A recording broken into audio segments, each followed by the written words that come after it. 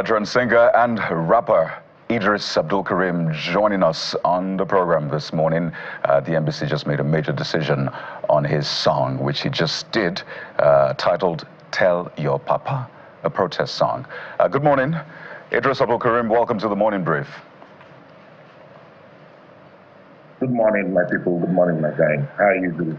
Very well. I was just listening to that song on one of the streaming platforms and seeing the traction it has gotten. At least on one of them, it's gotten thousands of plays, and I imagine for others. And I just wonder, how are you receiving all of this? For some people, they've known you for decades, and we'll get into your journey. But this latest twist in your story, you're not new to, back and forth with government. It's almost like what you do, right? What your music is about. But how are you handling this with the embassy's decision, Professor Wole Soyinka's statement, and the reactions from Nigerians?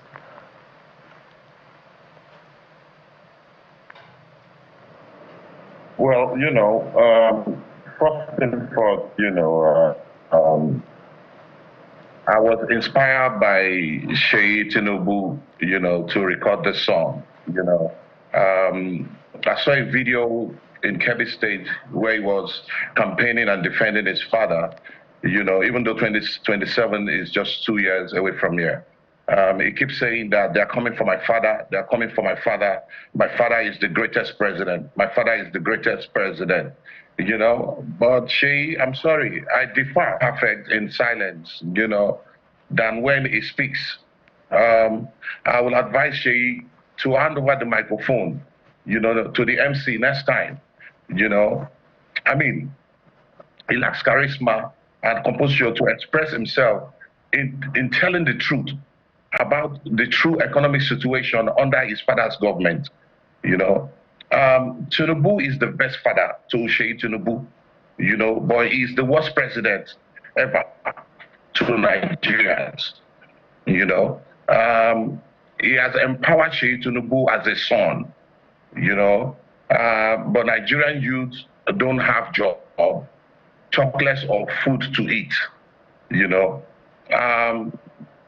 Nigerian youth can't travel by road because of kidnapping, So I asked Seyi Tinubu to try and travel by road without the security. Let him feel the pains of ordinary Nigerians, Nigerian youth are just asking for basics, electricity, security, enabling economic policy, job creation, not palliatives, So I keep hearing people saying that, why should I attack Seyi Tinubu personally?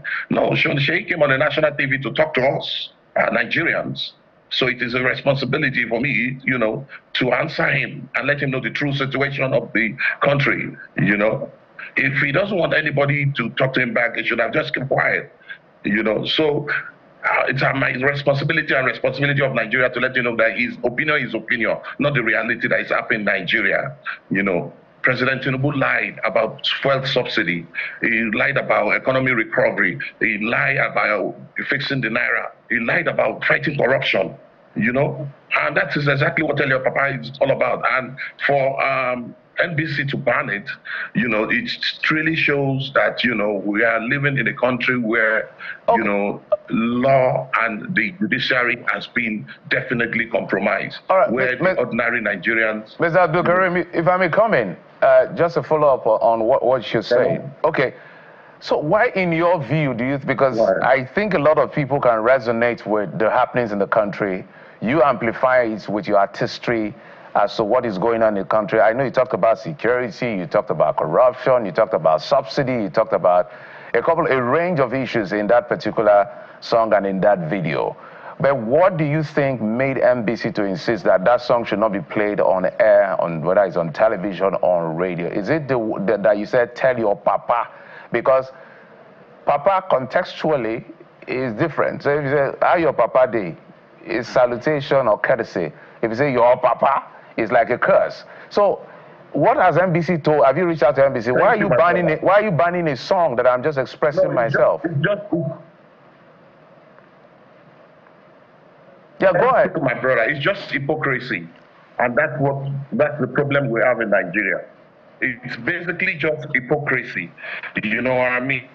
There's nothing wrong in the song.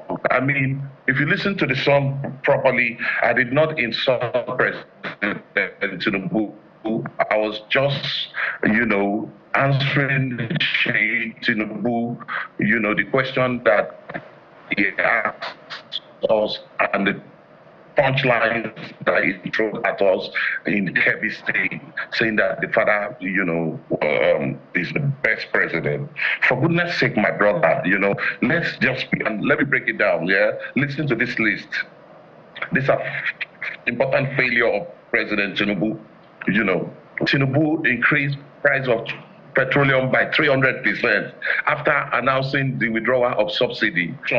Prices of goods keep increasing. CBN keep raising interest rates to combat inflation, but they keep failing. 3, hunger. The level of hunger being experienced, has broken a record. The promises, of palliative, didn't address the situation, sadly. 4, reduction of purchasing power.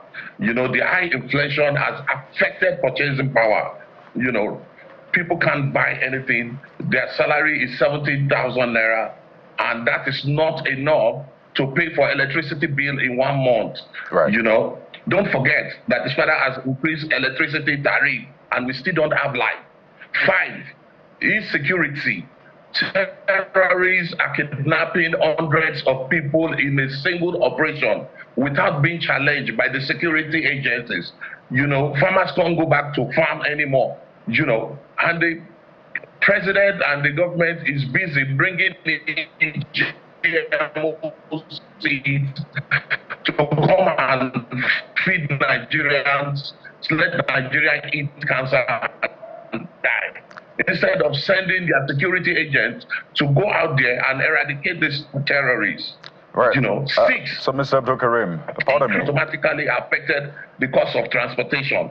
All right. So the connection is a bit sketchy, so we're not able to get what you're saying. Is it the valuation of Naira you want to talk about? Mr. Abdulkareem, if you can hear us, because of a connection, let's just try to... Yes. So let me add this to it. When you talked about the subsidy removal, what was going to happen when he said subsidy will be removed, naturally the prices will go up. It happened during Jonathan's tenure, which they protested against, by the way. So that's what subsidy removal is all about. The interest rate, pardon me just a second. The interest rate bit is decided by the CBN's Monetary Policy Committee. So it's a group of people who decide amongst themselves, and they vote and say, should we increase it or reduce it? Well, they will say they are independent of the presidency. But the other points you raised, absolutely understood about insecurity, inflation, and the rest.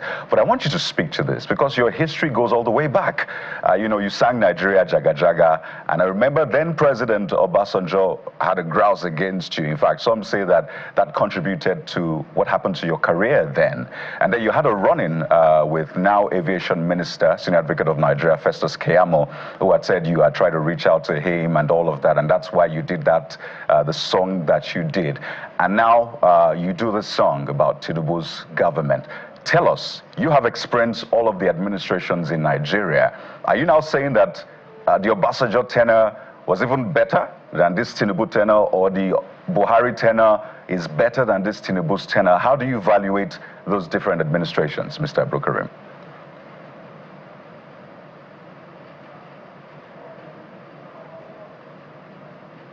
It was during Obasanjo that corruption was definitely, given back to. I remember he wanted to go for third time, and a lot of the legislators were bribed, but even at that, they refused him, to succeed third time. So Obasanjo implemented corruption in Nigeria. That's number one.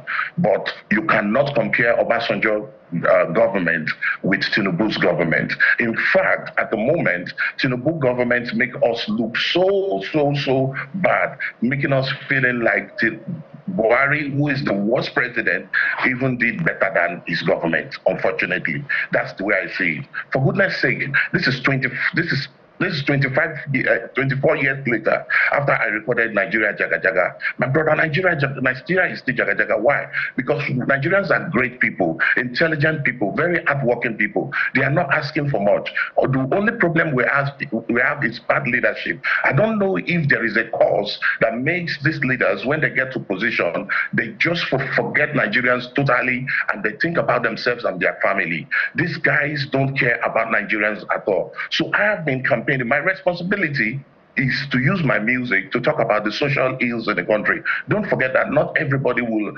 want to use their music to do this kind of job. So it is my job. I love what I'm doing. Right. So if your father did well, definitely I will record a song to appreciate your dad. But at the moment, your dad is not doing well. People are dying. People are hungry. People are jumping into the lagoon. So my brother, this is 24 years later. Nigeria is still Jaga Jaga. Do you know what I wish? I want to wake up in the morning one day and find out that Nigeria is now a better country and Nigeria Jaga Jaga is no more relevant, that the song is no more relevant. I'll be gladly happy and so happy. But unfortunately, this song will continue to be relevant because Nigeria is still Jaga Jaga.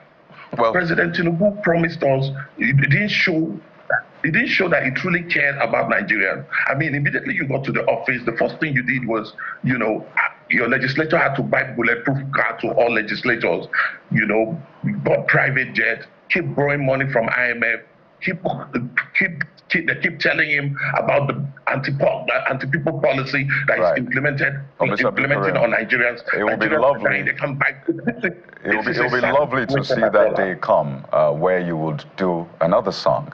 I would say Nigeria, great people, great nation, a beautiful country. But while we wait and look forward to that, we have to thank you for your time. I understand that there's even a dance for that song, the Jaga Jaga dance. If we had you on video, we'll have tried to see the dance. But we need to thank you. We've been speaking with Mr. Eedris Abdulkareem, Nigerian singer and rapper. There you go. Goes all the way back to You Don't Bash My Car. Thank you. You know, that song between you and Tony Tetwila, and then Tinubu was in that video as well. Someone like him. But thank you very much for your time once again. We'll take a quick break. Thank you for having me. When we return, we talk more issues. We still have health on the plate. We still have core political issues. We'll take a moment, and when we return, we'll have more for you. Stay with us.